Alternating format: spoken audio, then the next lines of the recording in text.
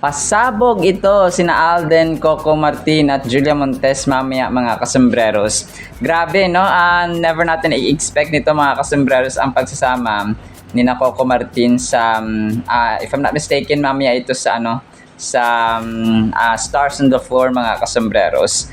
Pasabog sa Lavanan. Ito kasi yung post niya ni Leisa mga kasembreros na handler ni Alden nga mga kasembreros. Tapos isa sa mga main items natin, Mayor Mark Alcala magpakalalaki daw dapat kay Kath, wag maging duwag at baka paglaruan lang daw ni Mayor Mark Alcala si Kath mga kasembreros. So yan at marami pang items sa vlog na ito.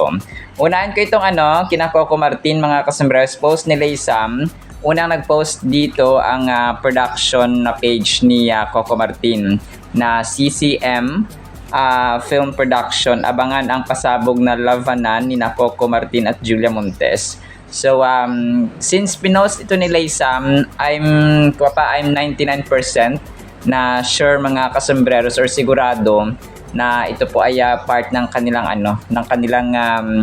Stars on the Floor na episode mamaya mga kasembreros. So grabe talagang napaka-sekreto ng kanilang mga pasabog sa Stars on the Floor mga kasembreros.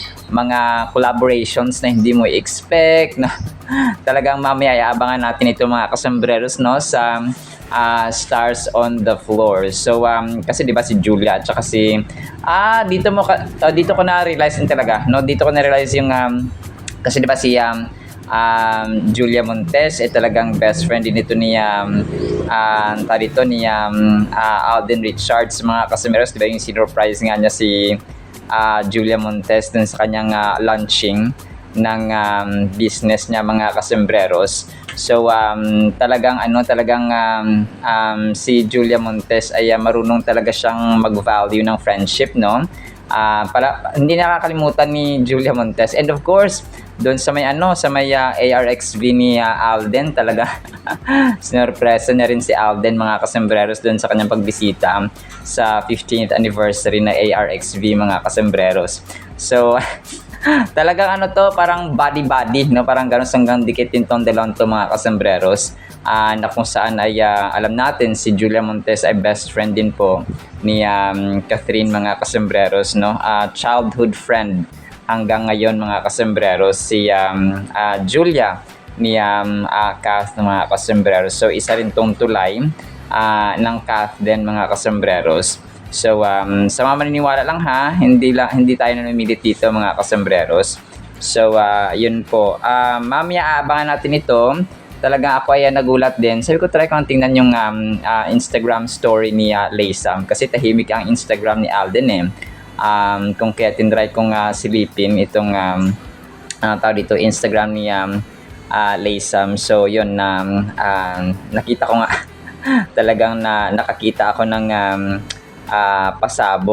pasabog mga kasembreros ni Leisa at ng Stars on the Floor mamaya mga kasembreros.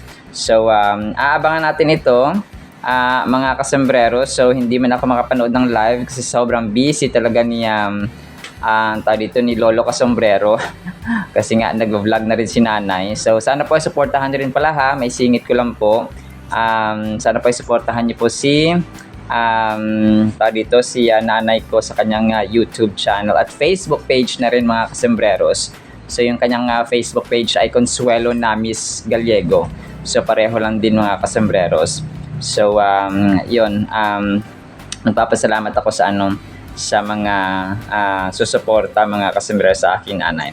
So nag-promote na ako dito ng aking nag-promote na ako. Pero kidding aside, so yun, mamaya abangan natin ito sa Stars on the Floor mga kasembreros. So panibagong pasabog na literal ito mga kasembreros. Tapos next item natin dun sa may pagpunta ni Alden sa pakinggan natin ito mamaya ang kulit nila dito. Nung pumunta siya sa OWA, may segment doon na sabi niya POV me telling Alden to do his viral pose. Tapos ang sinabi lang ni Alden dito ay maraming salamat sa pagba-viral sabing ganoon mga kasembreros. So si Ashley sabing ganoon, grabe si Ashley sabing ganoon mga kasembreros dito. So Ang kulit ni Alden dito. So mamaya i-play ko ito mga kasembreros para mapakinggan po natin. Tapos may mga anggulo doon sa may Sting na endorsement shoot mga kasembreros ni Alden at saka ni Maris Racal. Tapos may isang POV dito, sabi niya, ano kung bawal mag-picture, naka-video naman ako, Maris and Alden on the house. Oo nga, kasi mamaya play ko tong isa dito na dito na sumisigaw pala yung production staff doon na bawal mag-picture, sabing ganon. May mga talagang makulit mga kasembreros. So Bisaya yung yung isang sumisigaw dito. Sa Davao sila nag-shoot mga kasembreros. So kasi Bisaya rin to si Maris Racal, taga Davao din po ito mga kasembreros. So yon talagang sabi dito, Maris, tanaw diri ba? Sabi ganoon, parang pinipilit niya. May mga matitigas ang ulo. Misigaw yung staff na bawal ng picture, sabi ganoon. Bawal pong picture, sabi ganoon mga kasos. Pero yung iba ay nag-video mga kasembreros na medyo matitigas ang ulo. Medyo matitigas ang ulo. Pero ako ay dito nagpapasalamat kasi may video mga kasembreros. Pero sana hindi kayo kumuha. Naku, matitigas ang ulo ninyo. Pagpapaluin kayo dyan. Hindi, joke lang po. Tapos ito, si Gerald Napoles ay nag-post na mismo kagabi sa kanyang Facebook page mga kasembreros. Sa sobrang busy ni Mr. and Mrs. Napoles ay kagabi lang siya nakapag-post mga kasembreros na mga random photos pa nila doon mga kasembreros. So 4 hours ago, Gerald Napoles tapos kasama si Mark Sullivan yun nga yung gumawa at saka nag-set up ng kanilang mga damit and so on mga kasembreros. Long before the wedding day, there were years of friendship, laughter, and brotherhood. So yun nga mga kasembreros, si Gerald Napoles at ang mga pictures. Kasama dito of course si Phenomenal Box Office Cinema King. So maraming pictures dito pero yung kinuha ko lang of course ay kasama si Alden sa frame mga kasembreros. So ang cute ng kanilang color combination. So magkatabi dito si Gerald Anderson at saka si Phenomenal Box Office Cinema King mga kasembreros. So mas mature patingnan si kasi mas matanda nga pala si Gerald Anderson kaya Alden Richards mga kasembreros ng 3 years, no? Something like that, or 4 years mga. Kasi 37 years old si Gerald Anderson, si Alden ay 34. So yun mga candid photos ito na of course sobrang linaw mga kasembreros. Nakuha doon sa kasal nila Mr. and Mrs. Napoles mga kasembreros, the newlywed mga kasembreros. So pareho lang pala ng height sina Gerald yata at saka si Alden mga kasembreros. So ang tatangkad nila. So ang ganda ng kanilang setup talaga mga kasembreros. Tapos ito si Miss Angelo De Leon nag-post ng kanyang picture kasama si Alden kasi pareho sila may dimples, di ba? So ang cute din ng kanyang caption dito kasi parang pareho daw sila may dimples mga kasembreros. So may dimples kami ni Alden, tapos smiley and then kissing emoji. Parang throwback picture nila ito ni Alden mga kasembreros, and alam ko nagkasama na rin sila sa Pulang Araw mga kasembreros, no? Miss Angelo De Leon sa kanyang Facebook page mga kasembreros. So nakakatuwa lang talagang dito may mga throwback pictures sila mga kasembreros. Tapos ito parang na-call out dito ng isang admin yung yung isang admin din na may sinasabi daw si Mami Min, no, nagsalita na si Mami Min about sa relasyon niya na Alden and Kath and so on. Sabi niya ito ay fake news peddler, ikaw lang nagsabi dyan. Ito ay call out nyo, ginagawa ng kwento si Min.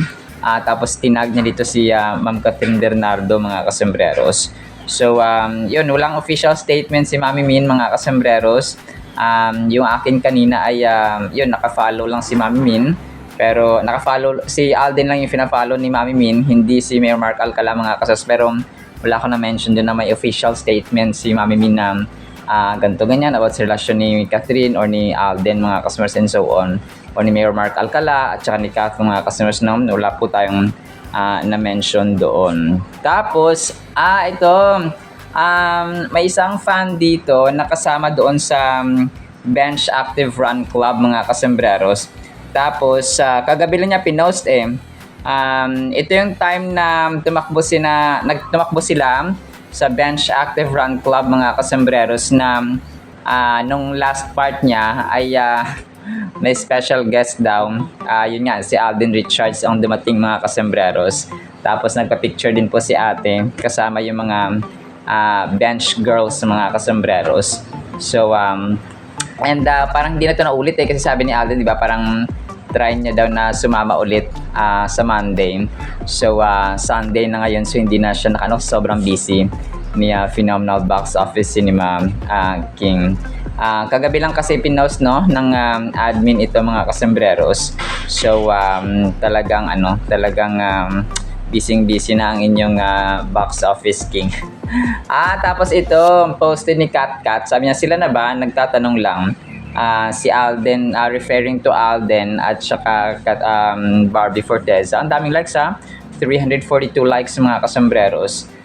Ito nga yung picture ni na Barbie and Alden sa Panglao mga kasembreros. Sauce Panglao, no, na isang restaurant bago mag-start ang kanilang pagiging abay sa kasal ni Kim at Gerald mga kasembreros. Tapos isa sa mga major items natin mga kasembreros, yung dapat daw magpakalalaki, no, at saka wag maging duwag si Mayor Mark Alcala mga kasuskong. Sila na nga mga kasembreros. Kasi nga may mga nagko-comment, may isang post din dito ang Creative 10 hours ago. Fans ni Kath hindi pa rin boto sa mayor ng Lucena, mukhang hindi umano ito genuine at baka saktan lang ulit si Kath. So yun, paglalaruan, saktan mga kasembreros, yun yung talaga nakita ng fans dito na kung saan ay parang kasi talagang may edited, may hindi edited. So ako talaga minsan bilang admin ay kailangang maging mapagmatsyag at saka maging mabusisi talaga. Naniniwala ako na hindi mga kasembreros, no, sa mga nangyayaring ito. Pero yun, nandun pa rin yung thought ko na yung aking paniniwala na busy si Ma'am Catherine at saka napakatalino niya para pumatol sa isang politiko mga kasembreros. So yun ang aking point of view ba, no, na she's too intelligent, she's too educated para pumatol sa isang red flag na politiko mga kasembreros. Pero yun, no, pag may mga witnesses, pag may mga nagpo-post, ay minsan nagbabago yung ating point of view mga kasembreros. Gusto kong syempre, no, gusto natin ng Kath din mga kasembreros. Let's just hope and pray mga kasembreros. And ayokong pilitin ang bawat isa na mag-agree sa aking opinion. Ito po ay aking sariling opinion po. And yun nga, gaya nagsasabi ko parati, anything is possible. Kung kaya abang-abang tayo sa mga susunod na mga pangyayari. Pero nandun yung hindi mo maialis kasi sa mga tao na naglalaroan lang si Catherine, isasama lang dun sa malistahan ng mga naging jowa ni Mayor Mark Alcala na hindi nagtagal, and so on mga kasembreros. So parang, hello Mayor Mark Alcala, kung ikaw man ay nanliligaw sa isang Phenomenal Box Office Queen, tapos sasaktan mo lang ulit, no, sabi naman ng tao, parang mahiya ka naman, parang gano'n. And kasi, no, parang hindi kasi sila nagsasalita, no, yung isang punto ng mga tao, dapat nagpapa-interview sila, or parang nililinaw nila, kasi alam naman nila yung nangyayari sa social media world, na parang, so since tahimik sila pareho, parang they also agree, no, kung ano yung mga pininiwalaan ng mga tao, mga kasembreros. So pwede naman sabihin, no, na right nila yon, parang right to privacy and so on. Pero dahil nga clamor, no, tsaka hindi nag-aaminan, so parang hindi formal ba para sa akin bilang politiko, bilang isang tao na nag-hold ng isang public office, dapat parang sincere ka ba, no, dinadala mo dun sa lugar nyo, Kung pa, dinadala mo dun sa iyong nasasakupan, pinapakilala mo sa iyong office, staff mo, sa mga members mo doon sa opisina. So parang ganun ba? No? Parang tinitingnan mo siya na future wife. So ito, igagalang mo, no? You will respect her, no? Parang ganoon mga kasombrero. So yun yung nakita din ng mga tao na, ay, bakit sa mga gantong lugar lang sila nakikita? No? Parang, di ba, parang isa kang politiko, you are a public official, public servant ka, pero pag may girlfriend ka, dito mo lang i-date, no? Hindi mo siya di ba, hindi mo siya dadalhin doon sa iyong nasasakupan. Parang ganoon ba mga kasors, di ba? Parang you have a territory, eh. You have a jurisdiction, may city ka na kung ito ay sila mga kasembreros, na kung malawak ang nasasakupan mo, Lucena City, tapos makita lang kayo nagde-date dito sa gantong lugar, parang hindi naman date, na parang makita kayong spotted sa gantong lugar. So parang, di ba, parang napakababa, parang hindi siya disente na lugar mga kasembreros kung hindi ka, parang it's not really a formal thing na makita kayo spotted sa ganong ano lang. Sina Daniel Padilla, maintindihan mo, no? Sina Kyla, and any other celebrities na hindi sila politiko. Ikaw may nasasakupan ka, no? Parang own ka ng public. Ang publiko ang nagpapasahod sa iyo, no? Parang ganoon mga kasembreros. Tapos makita ka sa gantong lugar, no? Parang ganoon ba? Parang indecent siya mga kasembreros.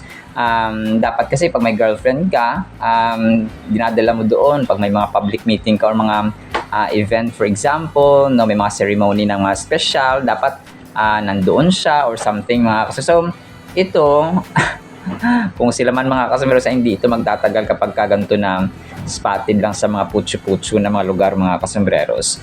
So it's not a formal thing, no? Si Alden nga, di ba sabi niya, dadalhin sa bahay, no, ipapakilala sa pamilya.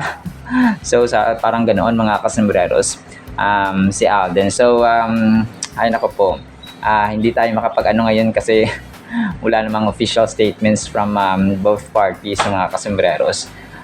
Hindi rin naman in-unfollow ni Kat si Alden, hindi rin naman in-unfollow ni Alden si Kat, no, sa Instagram. So talagang hanging ang lahat ng mga pangyayaring ito mga kasembreros. So let's just wait and see. No, yun lang yung ating pwedeng gawin dito mga kasembreros. Pero para sa akin ganoon dapat, no, kapag formal ka, kung residido ka, napakasalan at may asawang isang babae, pakilala mo sa members mo, no, maging matapang ka, huwag kang magpakaduwag, no, huwag magpakalalaki ka, parang ganoon mga kasembreros. Pero pag laro-laro lang, ganun lang yung trip mo, yun talaga yung mangyayari. Makita lang kayo sa ganito, makikita lang kayo sa ganyan, makikita lang kayo sa ganito, makikita lang kayo dyan sa tabi-tabi, no? So it's not really a good thing para sa akin if you hold a public office mga kasembreros. So yun na, parang ano lang, and then you cannot say kasi na let's spread kindness kung yun talagang ikaw mismo ay parang hindi nakikitaan, tapos malalaman ng mga miyembro mo na ganito pala, spotted kayo, no?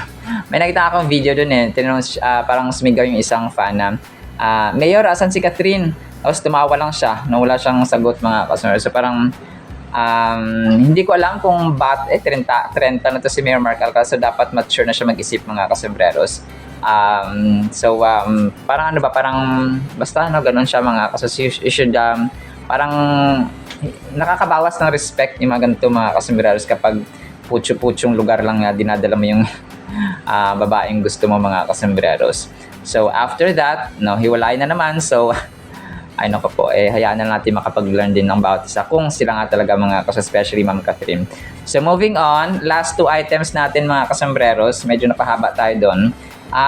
Ang cute nito, no, kasi ito yung parang voice over niya at saka ni lip sync yung confrontation ni Kat and Alden sa sa Hello Love Again mga kasembreros. Nahihilo na ako, love, goodbye again. So ito yung nagtitigan lang kayo, kumain lang kayo, nagkape, nagkamustahan, niyakap ka ba niya? Sabi ni Ethan ay sabi ni Ethan ay Joy, nag-usap lang kami, wag mo ako niloloko. Nagawa mo noon, magagawa mo rin ngayon, sabi ng ganun to. Play ko ito mamaya mga kasi sobrang cute ni Kuya. Binoise over niya at saka nilip sync sa kanyang TikTok account mga kasembreros. Ito, last item natin. Ang cute din ito mga kasi si Baby. Posted ni Goldie Best mga kasembreros. Dito ay ano, dito ay sa huli, Alden. Pag sinabing Alden ay nilabas ni Baby ang kanyang dila, mga kasembreros. So grabe, kahit bata at baby ay sikat kay Alden. Sikat, alam nila at kilala si Alden, mga kasembreros. So grabe, pati sa mga bata ay sikat si Alden, mga kasembreros. So ang cute lang, no, ng influence ni Phenomenal Box Office Cinema King. So actually, yan lamang sa ating Kathleen items. Mamaya ay abang-abang tayo sa mga pasabog ni Alden. So tatry kong gumawa pa ng isang update na vlog for today, mga kasembreros. Pakinggan natin itong mga videos na akin pong ipi-play. Tapos ay ang Word of God, of course, na sobrang mahalaga sa ating buhay. Isang pinagpalang Sunday po sa bawat isa. Wala akong nalaman sa pagbabiral noon. Grabe si Ashley, oh. Maris, tanaw diri. Maris! Tanaw diri ba? Awan mo mag-picture! Wala akong picture. Nasa sling yan. Ano po, lalapitan na kayo ng mga bati kahit kukunin nyo naman. Nagtitigan lang kayo? Kumain lang kayo? Nagkape? Nagkamustahan? Niyakap ka ba niya? Hinalikan mo? Joy, nag-usap lang kami. Huwag mo akong niloloko! Ito niloloko. Nagawa mo noon, magagawa mo ulit ngayon. Bless. Kiss, kiss. Up here. Alden. Alden. Alden. Alden. Napaka the best po ng Word of God, mga kasembreros. Medyo makulit lang ang title natin. Ang title po ay tumatakbo pa talaga. Bakit kaya, no? Psalms 59 verses 4 hanggang 5. They run and prepare themselves. Ito pala yun. Through no fault of mine. Awake to help me, and behold, you therefore, O Lord God of hosts, the God of Israel, awake to punish all the nations. Do not be merciful to any wicked transgressors. Tayo po, kapag tumatakbo tayo, ibig sabihin nagmamadali tayo, no?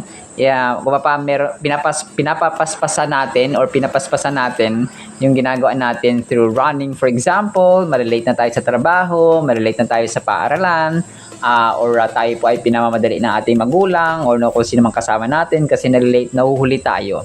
Kunwari, magkakaibigan kayo, naglalakad kayo, or tumatakbo kayo, or may pinupuntahan kayo, tapos ikaw ay sa kaka-cellphone mo ay na-late ka na pala, huling-huli ka na, so pinapatakbo ka, mga kasembreros. So, ang meaning ng pinapatakbo ka, there is that sense of urgency.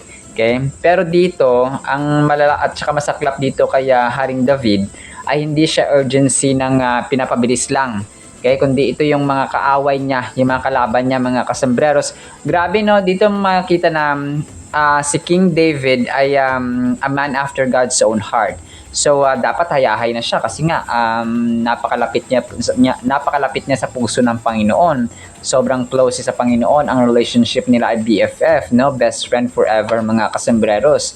Body, no? Talagang sanggang dikit, mga kasembreros. Pero dito natin nakikita na hindi ibig sabihin na kasama natin ang Diyos ay hayahay ng buhay parati. Parating victorious, parating successful, parating happy and so on. So hindi po yun guarantee. Kaya ang guarantee ng Panginoon ay sasamahan niya tayo. Hindi niya tayo pababayaan, mga kasama, sa lahat ng seasons ng ating buhay, sa lahat ng situations ng ating buhay, mapa-up, mapa-down, mapagitna, mga kasembreros, no? Ganun po siya.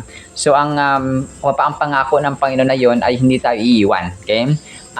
Kasi kapag walang testing ang buhay ng tao, ano rin siya, nakakaumay din, mga kasembreros. Yung parating masaya, yung parating maligaya, yung parang walang ka-challenge. So ang buhay na walang ka-challenge ay para kang kumakain ng matatamis parati. Na kapag parating matatamis ang kakainin mo, syempre ay magkakasakit ka ng diabetes, no? Diabetes, mga kasembreros. So kapag nagkasakit ka ng diabetes, alam mo na yung kainatnan, mga kasembreros, na mahirap kapag may karamdaman tayo sa katawan, mga kasembreros. So parang ganoon din ang buhay, and most especially kapag tayo po ay talagang close sa Panginoon, ang diablo, ang kaaway, sabi ni Haring David dito, tumatakbo pa talaga sila. Oh, they run and prepare themselves, no, through through no fault of mine. Kahit wala akong kasalanan ay talagang naghahanda sila ng kumapa ng bitag, ng pain, ng kumapa ng mga panlilinlang, kasinungalingan para ako ay hanapan ng mali, para ako ay hanapan ng kasalanan, no? Sabi dito ni Haring David. May mga times ba sa buhay natin na parang inosente ka sa bagay tapos kumapa na pagkamalan ka or pinagdiskitahan or parang ikaw ay basta ganun, parang may mga times na hindi mo naman kasalanan pero ikaw yung sinisisi. So parang ganoon mga kasambreros, no? Ito yung nangyayari dito kaya Haring David na ang kalaban niya kaliwat kanan, no? Talagang yun literal na nangyayari. Nation number 1, itong bansa na ito ay kalaban ng bansa ng Israel, ang bansa ni Haring David. Yung bansang ito ay kalaban. So yung iba nga nagtutulong-tulong pa, no, para sakupin at para talunin si Haring David at ang kanyang mga nasasakupan. But because God was with David, ay nalalampasan niya ito, no, mga kasambreros. There was victory, no. Pero dito natin nakikita na kumapakampante dapat si David na hindi siya matatalo because God was with him and with them, mga kasambreros. Yung yung leader of his army ay si God, no, ang angel ng Panginoon, mga kasambreros, was ready to fight for them. Parang parang dapat kampante ka and confident ka 100-200% because you know that God will fight for you. God will fight on your behalf. So magpapadala lang siya ng isang anghel, papatayin lang sila ng isang espada, and millions of soldiers ng kaaway niya ang mamamatay at matatalo, mga kasmers, and God will bring him victory as he fought against Goliath. Kasi naalala natin, di ba, yung laban ni Goliath at saka ni David, mga kasembreros, the very historical biblical truth, mga kasembreros, biblical event na talagang masabi natin na bata pa lang si Haring David ay God was with him, and because of his faith, because of his trust and confidence sa Panginoon, ay isang bata, no, isang paslit na isang teenager na ang nakatalo kay Goliath, mga kasembreros, na veterano sa labanan, no, sa giyera, mga kasembreros, at sa digmaan. So dito, ganun, no, it's a plea, deep desire of help, mga kasembreros, ang panalangin dito ni ni Haring David, mga kasi specifically yung pag-mention nga dito at pag-describe na tumatakbo pa talaga ang mga ito para hanapan ako ng masama at mag-plot against me, no? In Psalms, specifically sa 4, mga kasi we're given a vivid insight into the struggle and turmoil faced by David. It is important for us to realize that life can sometimes bring difficult moments where others may turn against us. So yun nga, no, talagang yung ibang tao ay maglalagay sa atin ng kung ano-ano para lang matisod tayo at matempt, mga kasembreros. This scripture highlights feelings of betrayal and danger but also underscores that God is ever aware of our circumstances. So yun siya. May betrayal. Okay? Ito yung isa sa pinakamasakit din naman nangyayari sa atin, yung tinatraidor ka, no, ng tao sa paligid mo, mga kasembreros, or sa yung pinakamasakit kasi na pwedeng gawin ng kaibigan, ng kapatid, yung mga the closer the person na gagawa sa iyo ng kasalanan, the deeper the wound. Okay, the deeper the pain, mga kasembreros. Kung kapatid mo, for example, gagawan ka ng masama, parang lilinlangin ka, so mas masakit yun. Kunwari, BFF mo, best friend mo na turingan, tapos tatraidorin ka pala, no? Betray ka sa huli, inagaw niyang girlfriend mo, inagaw niyang boyfriend mo, inagaw niyang jowa mo, for example. So mas masakit yun, no? So parang mas lalo kapag magulang mo, ganon. So mas malapit na relationship, mas malapit na tao sa buhay mo na gumawa ng kasalanan, ay mas masakit yung impact, no, sa atin, mga kasembreros. David declares that those opposing him have not done so due to any wrongdoing of his own. Instead, they seek to ensnare him without justification. It serves as a powerful reminder of God's protection and awareness. So David was a man of many trials and tribulations. So grabe, no, parang irony na ang taong napakalapit sa puso ng Panginoon ay maraming tribulations, maraming trials, mga kasembreros. But he also had a deep-rooted faith in God. He often turned to God for refuge and strength.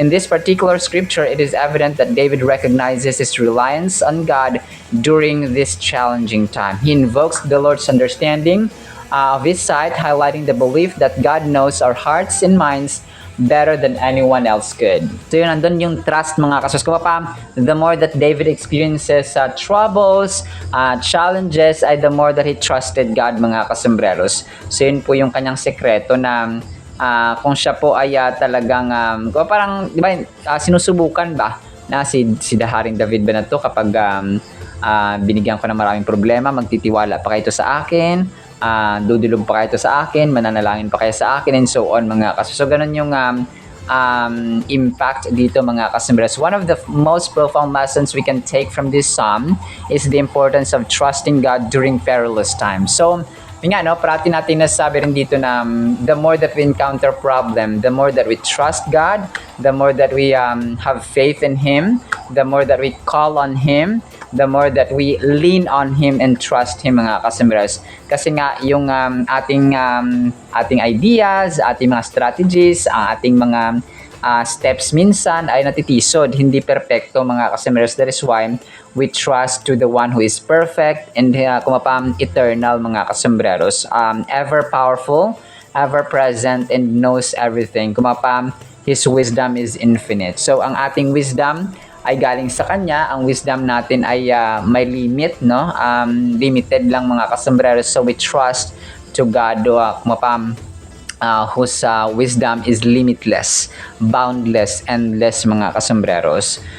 Yet David, sabi dito, our natural inclination may be to withdraw into ourselves. Yet David teaches us that trusting in God can be our fortress.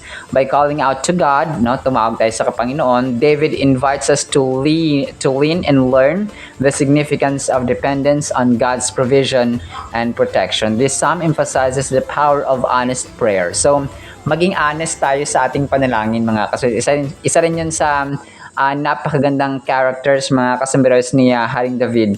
Honest talaga siya, no? Kung down siya, sinasabi niya sa Panginoon. Kapag masaya siya, sinasabi niya sa Panginoon. Kapag napopoot siya, sinasabi niya sa Panginoon. Kapag nagtatampo siya, sinasabi niya sa Panginoon. And so on mga kasi hindi siya sugarcoating na Lord, okay lang ako. Sige, okay lang. So hindi po siya ganun, no? Ganun po yung gusto ng Panginoon sa atin. We must be open, honest sa Kanya mga kasembreros. David did not shy away from expressing his fears and concerns to God. He laid everything before the Lord, demonstrating that God values sincerity. We can feel comforted knowing that we can approach God authentically with our hopes, fears, and struggles. He knows our hearts better than we do, and He invites us to share. This deepens our relationship with Him. So, mas lalong lumalalim. Para mag-asawa, di ba? The more that we open up with each other, the more that we are being honest with each other, ay mas lalong tumatagal at lumalalim ang relationship ng mag-asawa or mag-jowa or magkaibigan or mag-BFF or magkapatid mga kasembreros. So, most especially sa mag-asawa, no? May kasabihan nga tayo sa Tagalog, di ba, na ang pagsasama ng matapat ay pagsasama ng maluwat mga kasembreros. So, nagtatagal ang relationship natin. So, yun po, no? Sa ating final thought, cognizance of God's sovereignty is vital. Kailangan aware tayo. We recognize God's power. Cognizance, yun po siya, no? Kailangan, nandun yung awareness. Kaya awareness of God's sovereignty is vital. By declaring that God knows their scheming, David acknowledges God's ultimate control over the situation. This should inspire us to remember that while we may confront life's challenges, nothing escapes God's attention. So walang nakakatakas sa Kanya. So we have to recognize, we have to acknowledge His sovereignty, His power, His might, His strength, mga kasos, His eternality, and so. So, ganun po siya. Alright? So, yan lamang po sa ating Word of God, ha? Napapagpalain po tayo ng pag-ibig, pananampalataya, pag-asa, pagtitiwala, trust, and confidence, mga kasembreros, sa ating Diyos na makapangyarihan sa lahat. In the mighty, holy, sweet, ever-present, ever-powerful, living God, Jesus Christ is His name. And everyone said Amen and Amen. See you sa next segment, mga kasembreros. Yan pa, alam po. I love you.